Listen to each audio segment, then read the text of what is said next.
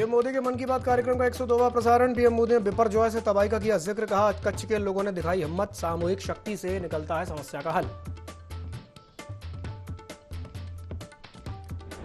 देश भर में फिल्म आदिपुरुष का विरोध। फिल्म को प्रदेश में बैन करने की उठी मांग। राष्ट्रीय लोकदल ने सीएम योगी को लिखा पत्र। कहा श्रीराम का चरित्र धूमिल करने की साजिश। केंद्र सरकार के 9 साल पूरे होने पर बीजेपी का अभियान जारी। वहां से जनसंपर्क अभियान कार्यक्रम में शामिल हुए विधायक वेद प्रकाश गुप्ता। कहा जनवरी में होगा राम मंदिर गर्भगृह का लोकार्पण। मुख्यमंत्री लगातार विकास कार्यों का ले रहे जायजा।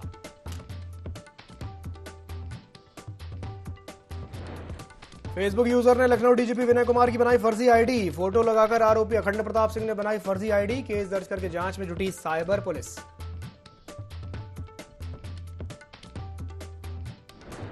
लखनऊ में प्रॉपर्टी डीलर की हत्या का खुलासा। कमिश्नर बंटवारे को लेकर हुई थी हत्या। पुलिस ने 4 आरोपियों को किया गिरफ्तार।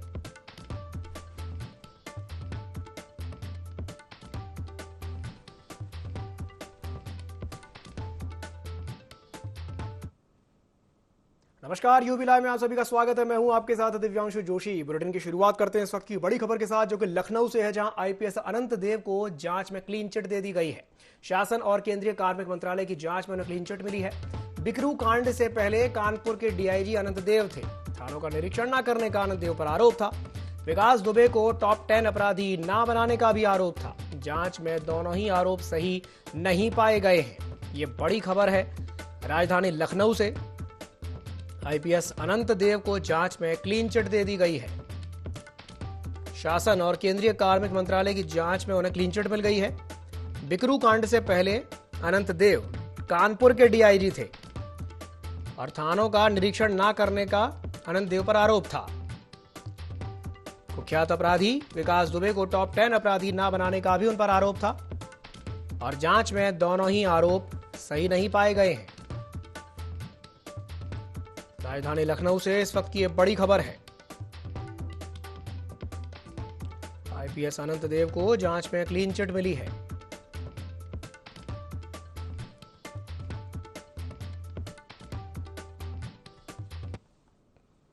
बढ़ते हैं अगली बड़ी खबर की ओर। शामली से पूर्व जिला पंचायत सदस्य सुधीर को आजीवन कारावास की सजा मिली है। झंझाना के बिड़ौली में मां बेटी की गला घोट करके इसने हत्या कर दी थी। जिला सत्र न्यायाधीश ने उम्र कैद की सजा सुनाई है। कोर्ट ने आरोपी पर 15,000 का जुर्माना भी लगाया है।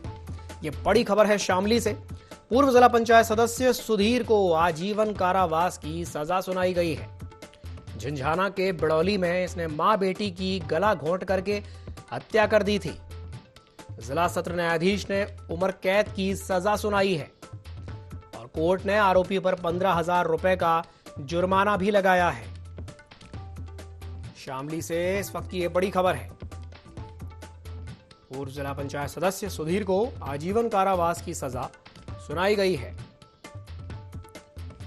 झंझाना की बिड़ौली में मां बेटी की आरोपी ने गला घोंट करके हत्या कर दी थी।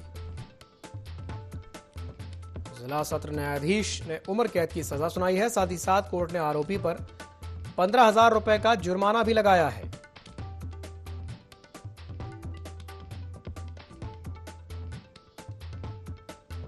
शामली से इस वक्त की यह बड़ी खबर है।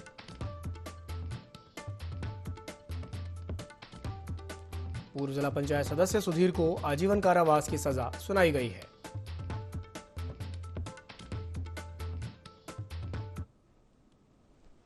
बढ़ते खबरों की ओर। लखनऊ की पीजीआई थाना पुलिस ने प्रॉपर्टी डीलर की हत्या का खुलासा कर दिया है। आरोपी मनीष यादव ने अपने भाई आशीष के साथ मिलकर प्रॉपर्टी डीलर अमित की हत्या कर दी थी। दरअसल कमीशन के लगभग 8 लाख कीमत के बंटवारे को लेकर के इन दोनों के ही बीच विवाद हुआ था। इसके चलते मनीष यादव ने अवैध असलहे से हमला करके अमित की हत्या कर दी। फिलहाल पुलिस ने मामले में 2 भाइयों समेत 4 आरोपियों को गिरफ्तार कर लिया है।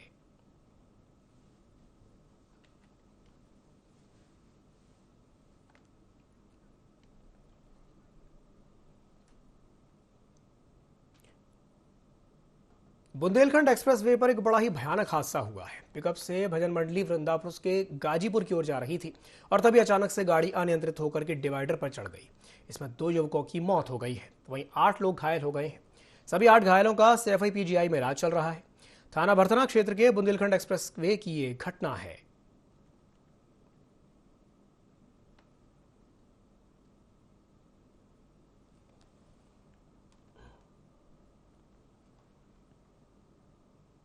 बुलंदशहर में दबंगों की दबंगई बढ़ती ही जा रही है। अभी हाल ही में कुछ दबंगों ने एक विशेष वर्ग के युवक को चोरी के शक में पीट दिया था। साथ ही साथ उसे जय श्री राम के नारे भी लगवाए थे, जिसका वीडियो भी तेजी से वायरल हो रहा है। इस पर एसपी सिटी सुरेंद्र नाथ तिवारी का कहना है कि 2 आरोपियों को पुलिस ने गिरफ्तार कर लिया है, लेकिन एक आरोपी अभी भी फरार है, जिसे पुलिस जल्द ही ढूंढ निकालेगी।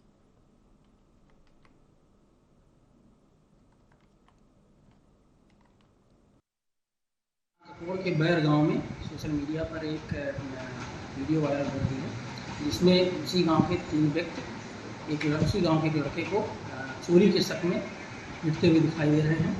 इसका संज्ञान लेकर के परिवार से प्राप्त तहरीर के आधार पर अभियोग पंजीकृत कर लिया गया है। उसमें से 2 व्यक्तियों को गिरफ्तार भी कर लिया गया है। अन्य वैधानिक कार्रवाई। यूपी के बलिया में भीषण गर्मी अब जानलेवा बन चुकी है। जिला अस्पताल में एक सप्ताह में करीब 70 मरीजों की मौत हो चुकी है, जिनमें से अधिकांश बुजुर्ग मरीज शामिल हैं। डिप्टी सीएम ब्रजेश पाठक ने कहा कि वो खुद इसकी मॉनिटरिंग कर रहे हैं। बलिया की घटना को सरकार ने बड़ी गंभीरता के साथ लिया है। प्रदेश के सभी सीएमओ को निर्देश दिए गए हैं कि तत्काल प्रभाव से हॉस्पिटल में भर्ती हर मरीज की पहचान करें और उनको अच्छे इलाज की व्यवस्था दें। हमारे सभी सरकारी अस्पतालों में दवाइयां उपलब्ध हैं। किसी भी मरीज को बाजार से दवाई खरीदने की कोई जरूरत नहीं है। साथ ही साथ उन्होंने कहा कि लापरवाही से बयान देने के लिए सीएससी के अधीक्षक को तत्काल हटा दिया गया है। बगैर पुख्ता जानकारी के हीट वेव के बारे में बयान जारी नहीं करना चाहिए।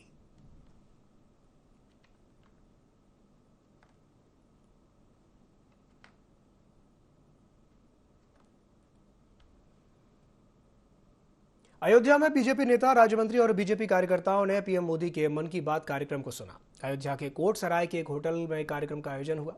इस दौरान बीकापुर विधायक अमित सिंह चौहान भी मौजूद रहे। मंत्री नितिन अग्रवाल ने कहा कि 9 वर्षों से प्रधानमंत्री जी का संदेश देशवासियों को मिल रहा है, सभी को प्रोत्साहन मिल रहा है। प्रधानमंत्री जी ने देश के 140 करोड़ की जनता के लिए योजनाएं चलाई। पीएम मोदी बिना रुके बिना थके जनमानस की सेवा में लगे हैं।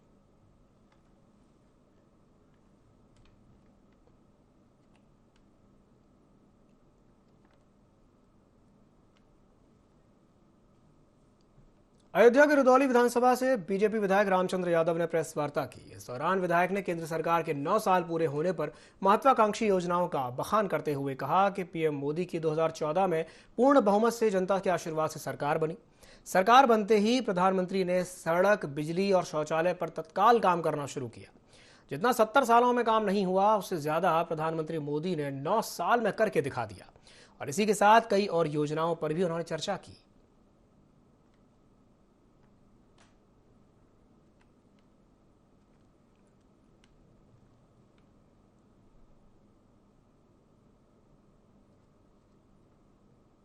अयोध्या में पुलिस ने मिट्टी से भरी हुई ट्रैक्टर ट्रॉली को जब्त किया है। जानकारी के मुताबिक क्षेत्र में अलग अलग स्थानों पर अवैध मिट्टी का कारोबार लगातार जारी है। ताजा मामला शुजागंज चौकी क्षेत्र का है, जहां पुलिस ने कार्रवाई करते हुए रेत से लदी एक ट्रैक्टर ट्रॉली को जब्त किया और अवैध मिट्टी को थाने ले जाने के बजाय रास्ते पर ही खाली करवा लिया, जिससे पुलिस की कार्यशैली पर भी सवाल खड़े हो रहे हैं। तो अयोध्या में पुलिस ने मिट्टी से भरी हुई ट्रैक्टर ट्रॉली को जब्त किया है। जानकारी के मुताबिक क्षेत्र में अलग अलग स्थानों पर अवैध मिट्टी का कारोबार लगातार जारी है। ताजा मामला शुजागंज चौकी क्षेत्र का है, जहां पुलिस ने कार्रवाई करते हुए रेत से लदी हुई ट्रैक्टर ट्रॉली को जब्त किया और अवैध मिट्टी को थाने ले जाने के बजाय रास्ते में ही खाली करवा लिया। अब इससे पुलिस की कार्यशैली पर भी सवाल खड़े हो रहे हैं।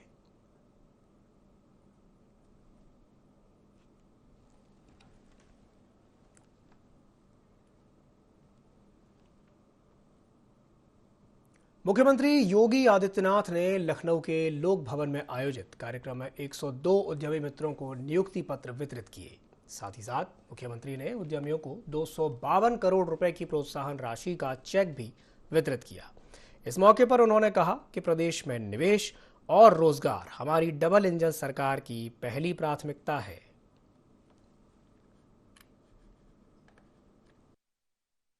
के अंदर नियुक्ति पत्र वितरण के इस कार्यक्रम में 102 निवेश प्रदेश के अंदर उद्यमी मित्रों को नियुक्ति पत्र वितरण के इस कार्यक्रम के साथ जोड़ा जा रहा है। इसके साथ ही जिन निवेशकों ने उत्तर प्रदेश में निवेश किया है और सफलतम निवेश के बाद उनके इंसेंटिव वितरण के कार्यक्रम के साथ 232 करोड़ रुपए से अधिक के इंसेंटिव वितरण के कार्यक्रम आज यहां पर संपन्न हुए हैं।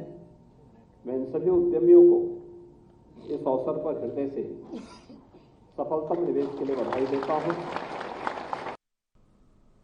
गन्ना विकास और चीनी मिल राज्य मंत्री संजय सिंह गंगवार ने प्रेस वार्ता की और केंद्र सरकार के 9 साल की उपलब्धियां गिनाई। साथ ही साथ प्रदेश सरकार के 6 सालों का ब्यौरा भी दिया। राज्य मंत्री ने अपने विधानसभा क्षेत्र में कराए गए विकास कार्यों को भी गिनाया। साथ ही साथ ये कहा कि डबल इंजन की सरकार में काम होते रहेंगे।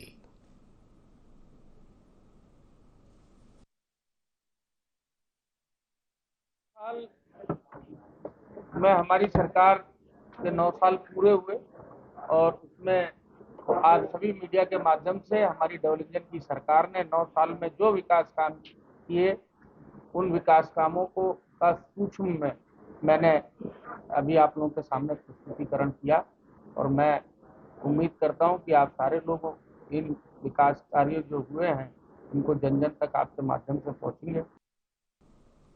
कहने को तो सरकार ने चाइनीज मांझे को बैन करके रखा है, प्रशासन भी चाइनीज मांझे को लेकर के सजग है, पर बावजूद इसके लोग इस मांझे का उपयोग करने से बाज नहीं आते।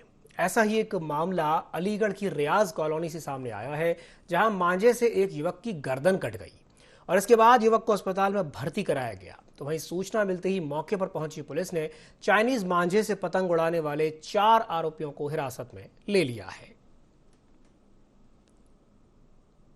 अमेठी जिले में मोहनगंज थाना क्षेत्र में पुलिस स्क्वाड टीम और सर्विलांस टीम की बदमाशों के साथ मुठभेड़ हो गई। दरअसल गोकशी करने वाले इस बदमाश तक पुलिस मुखबिर की सूचना पर पहुंची थी। जैसे ही पुलिस बड़ी नहर के पास पहुंची तो आरोपी ने पुलिस टीम पर ताबड़तोड़ फायरिंग कर दी, जिसमें इंस्पेक्टर श्रीचंद घायल हो गए।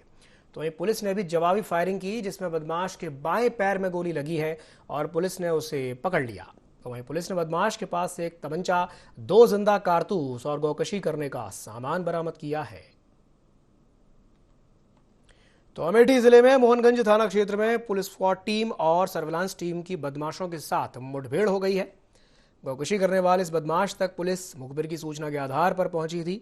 जैसे ही पुलिस बड़ी नहर के पास पहुंची तो आरोपी ने पुलिस टीम पर ही ताबड़तोड़ फायरिंग कर दी।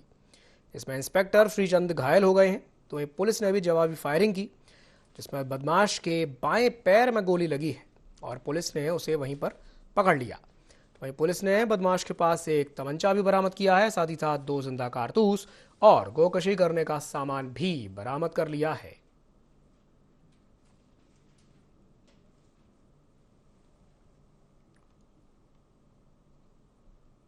प्रदेश के नगर विकास एवं ऊर्जा मंत्री ए.के. शर्मा ने जल निगम के फील्ड हॉस्टल संगम में कुशीनगर जनपद की नवसृजित नगर पंचायत फाजिल नगर के कार्यालय भवन का वर्चुअल उद्घाटन किया।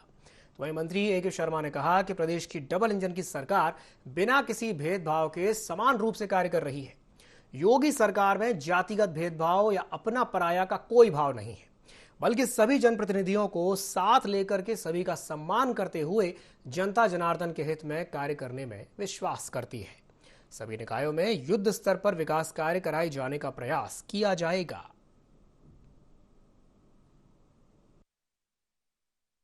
लग जाएगी, काम करने का समय कम है, बीच का समय हमारा चुनाव में थोड़ा चला गया, आचार संहिता में चला गया, तो हमारे पास वर्किंग मंथ जो है वो 3-4 महीने ही हैं।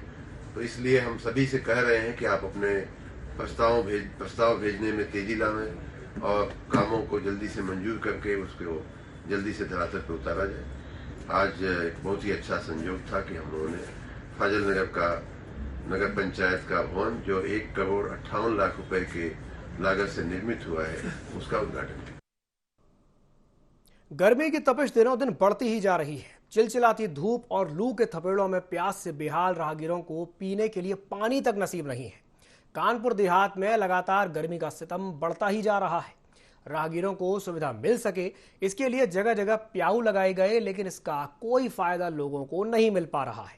वजह है शहर में नगर पालिका और नगर पंचायत की ओर से लगाए गए प्याऊ बदहाल हैं। वाटर कूलर की टोटियां खराब हो चुकी हैं, कुछ की मोटर खराब है। बावजूद इसके जिला प्रशासन इस गंभीर समस्या की ओर संजीदा नहीं है।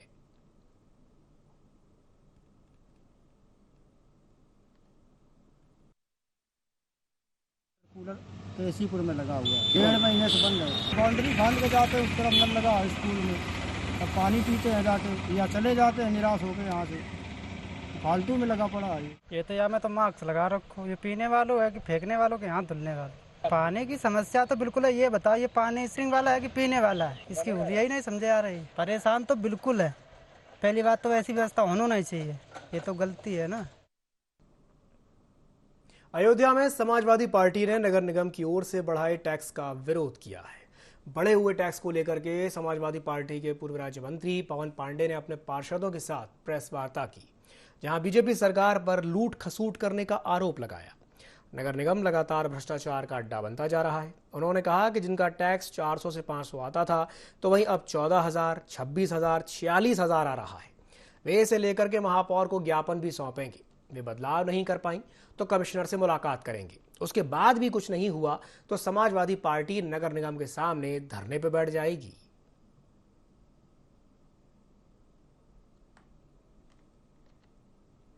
तो अयोध्या में समाजवादी पार्टी ने नगर निगम की ओर से बढ़ाए गए टैक्स का विरोध किया है। बढ़े हुए टैक्स को लेकर के समाजवादी पार्टी के पूर्व राज्य मंत्री पवन पांडे ने अपने पार्षदों के साथ प्रेस कॉन्फ्रेंस की, जहां पर भाजपा सरकार पर उन्होंने लूट खसूट करने का आरोप लगाया।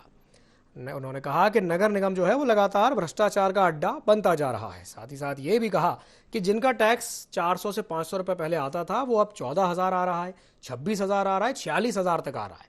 वैसे लेकर के महापौर को ज्ञापन सौंपेंगे और अगर वो बदलाव नहीं कर पाती हैं तो कमिश्नर से मुलाकात करेंगे, और अगर उसके बाद भी कुछ नहीं होता है तो समाजवादी पार्टी नगर निगम के सामने धरने पर बैठ जाएगी।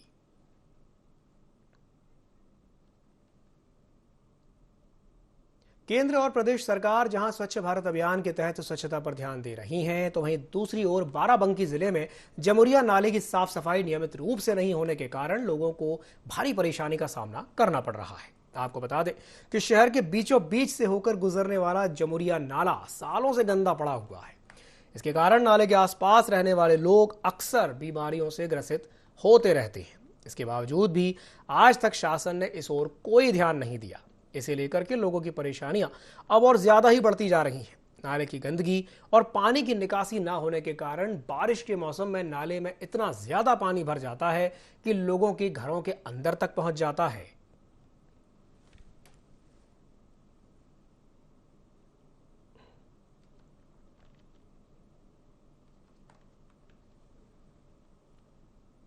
दो 2024 के लोकसभा चुनाव के लिए देश की सभी पार्टियों ने चुनावी माहौल बनाना शुरू कर दिया है। बीजेपी देश की सभी लोकसभा सीटों पर महाजनसंपर्क अभियान चला रही है और इसी कड़ी में अमेठी में रणंजय इंटर कॉलेज मैदान में जनसभा का आयोजन किया गया, जिसमें डिप्टी सीएम केशव प्रसाद मौर्य और बीजेपी प्रवक्ता शाहनवाज हुसैन शामिल हुए। सभी नेताओं और कार्यकर्ताओं ने आमजन के साथ मन की बात कार्यक्रम को सुना और जनसभा को संबोधित किया। अपने संबोधन में डिप्टी सीएम केशव प्रसाद मौर्य ने समाजवादी पार्टी पर जमकर निशाना साधा, तो वहीं जनता से लोकसभा चुनाव में बीजेपी के लिए समर्थन की अपील की। में जो बातें कही थी उसमें कितना, जब यूपी में रिजल्ट नहीं दे सकी तो ये कहना कि कर्नाटक में दिला दिया। कांग्रेस की दुश्वारी ये है, एक चुनाव जीत जाती है, इतने अहंकार में चली जाती है कि अगला रिजल्ट उल्टा आ जाता है। पिछली बार मध्य प्रदेश, छत्तीसगढ़, राजस्थान तीनों जीते थे। जहां तक विधानसभा चुनाव का सवाल है, कर्नाटक में वोट परसेंटेज हमारा नहीं घटा, लेकिन ध्रुवीकरण बीजेपी के विरोध में हो गया, हम हार गए। तो ऐसा नहीं होता हर जगह। अमेठी हो, रायबरेली हो, 80 के 80 में कमल खिलाने का प्लान है। और क्या है? अखिलेश यादव जी के 4 हार के चौका वो लगा चुके हैं। अभी नगर निगम को जोड़ू तो 5वीं हार हो गई है। लोकसभा 24 के बाद सपा समाप्तवादी। उत्तर प्रदेश के प्रतापगढ़ में एक दूल्हे को शादी में दहेज की डिमांड करना भारी पड़ गया। दूल्हे की डिमांड सुनकर लड़की वालों के होश उड़ गए। काफी समझाने के बाद भी जब दूल्हा अपनी मांग से पीछे नहीं हटा तो लड़की वालों ने दूल्हे को पेड़ से बांध दिया। इसके अलावा बारातियों को भी बंधक बना लिया गया, जिसका वीडियो भी काफी तेजी से वायरल हो रहा है। मामले की सूचना मिलते ही मौके पर पहुंची पुलिस ने दूल्हे और बारातियों को छुड़वाया और दोनों ही पक्षों को अपने साथ थाने ले गई।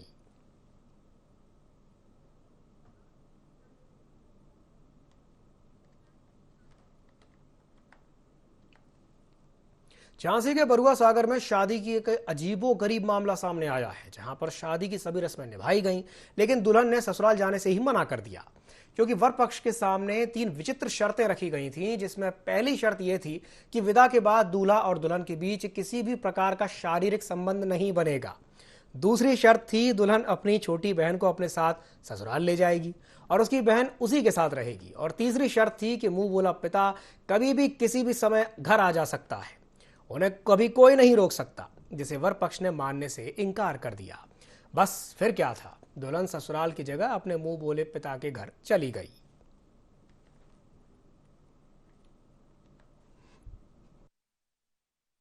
6 तारीख को शादी हुई हमारी और बारात उठी घर से। बारात पहुंचने के बाद जो रस्में होती हैं रस्में हुई, फोटो हुई, जयमाले हुए, फेरे हुए, रस्में हुई। उसके बाद 6-7 बजे रस्मों से फ्री हो गए थे। रस्मों से फ्री होने के बाद लड़की अपने कमरे में चली गई और उसके साथ एक अनिल त्रिपाठी आए थे। अनिल त्रिपाठी ने बोला कि लड़की की कुछ शर्तें हैं। लड़की की 6-7 शर्तें उसने गिनाई। जैसे लड़की लड़के से मतलब नहीं रखेगी, लड़की लड़के से किसी भी प्रकार का मतलब नहीं रखेगी। लड़की अपनी छोटी बहन के साथ घर पे आएगी, उसे 2 कमरे चाहिए रहने के लिए और घर वाले मुर्गे बन के रहेंगे, इनका कहा सुना मानेंगे। अनिल त्रिपाठी जब भी आएगा आपको गेट खोलने पड़ेंगे, वो करना पड़ेगा। तो इस तरह की शर्तें ने रखी हैं और धमकी भी दी के रख के रहना पड़ेगा इस तरीके। अलीगढ़ के गांधी पार्क थाना अंतर्गत डोरी नगर में एक परिवार को मोमबत्ती से उजाला करना भारी पड़ गया। दरअसल परिवार ने घर में काम करने के लिए मोमबत्ती जलाई थी, जिसे वो बुझाना भूल गए। वहीं मोमबत्ती की आग से घर में ही आग लग गई, जिसकी चपेट में आने से 1.5 साल की बच्ची की मौत हो गई। तो वही पति और पत्नी भी बुरी तरह से झुलस गए हैं, जिन्हें गंभीर हालत में अस्पताल में भर्ती कराया गया है। तो वही पीड़ित परिवार ने जिला अधिकारी से मदद की गुहार लगाई है।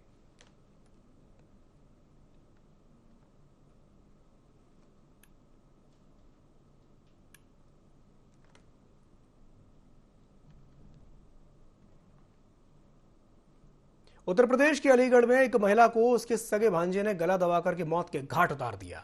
अतरौली थाना क्षेत्र में मजार पर चादर चढ़ाने आई एक महिला की गला दबाकर के हत्या कर दी गई और शव को झाड़ियों में फेंक दिया। इस घटना में पुलिस ने मृतका के सगे भांजे को गिरफ्तार किया है। पुलिस के मुताबिक ये मामला प्रेम प्रसंग का बताया जा रहा है। महिला ने जब शादी करने का दबाव बनाया तो आरोपी युवक ने उसकी गला दबाकर के हत्या कर दी।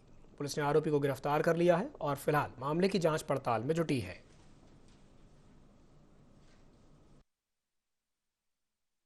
देहात के थाना अतरौली में एक अज्ञात महिला का शव बरामद हुआ था। तत्काल संज्ञान लेते हुए बॉडी की शिनाख्त कराई गई तो जो महिला है वो हाथरस जनपद की निवासी मालूम हुई। इसमें 4 टीमें गठित की गई थी घटना का सफल अनावरण करने के लिए। सभी टीमों ने सराहनीय कार्य करते हुए घटना का अनावरण किया है और मुलजिम को गिरफ्तार किया है। इसमें मालूम चला है कि जो मुलजिम है उसका महिला से अवैध संबंध और पैसे का लेन देन पहले से चल रहा था, जिस कारणवश उसने इस घटना को अंजाम दिया है। कानपुर पुलिस का एक वीडियो सामने आया है, जिसे खुद पुलिसकर्मी ने गुड वर्क बताते हुए वायरल किया है। दरअसल नवाबगंज थाना प्रभारी प्रमोद पांडे ने अलग अंदाज में आरोपी की गिरफ्तारी की, जिसका वीडियो खूब वायरल हो रहा है। आपको बता दें कि इंस्पेक्टर प्रमोद पांडे गश्त कर रहे थे। इसी दौरान उन्हें एक संदिग्ध युवक दिखा, जो पुलिस को देख करके भागने लगा। जिसके बाद इंस्पेक्टर ने युवक को पीछे भाग करके उसे पकड़ लिया। साथ ही इंस्पेक्टर ने अपना वीडियो बनाकर गुड वर्क बता करके इसे वायरल किया है।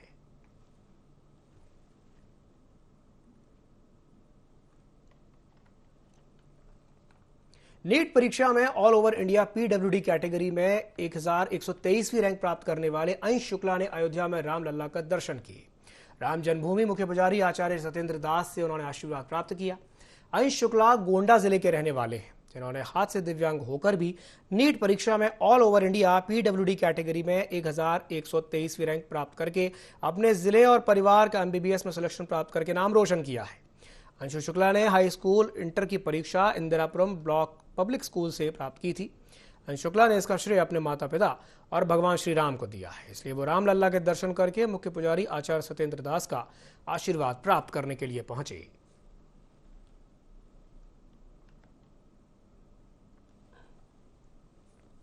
इसी के साथ बुलेटिन में फिलहाल के लिए इतना ही। दीजिए इजाजत, नमस्कार।